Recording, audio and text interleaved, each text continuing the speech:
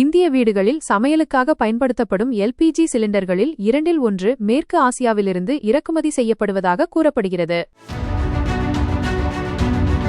தற்போது அந்த பகுதியில் உருவாகும் பதற்றம் இந்திய குடும்பங்களுக்கு நேரடி பாதிப்பை ஏற்படுத்தவுள்ளது. குறிப்பாக இந்தியா பயன்படுத்தும் மொத்த எல்பிஜியில் 66% இறக்குமதி செய்யப்படுகிறது.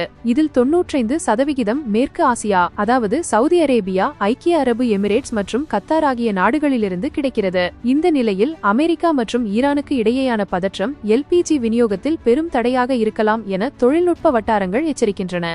இந்தியாவில் கடந்த 10 ஆண்டுகளில் எல்பிஜி பயன்பாடு இரட்டிப்பாகியுள்ளது. சுமார் 330 மில்லியன் அளவுக்கு எல்பிஜி பயன்பாடு அதிகரித்துள்ளது. தற்போது இந்தியாவின் கையிருப்பில் உள்ள எல்பிஜியை வைத்து வெறும் 16 நாளுக்கான தேவையை மட்டும் பூர்த்தி செய்ய முடியும்.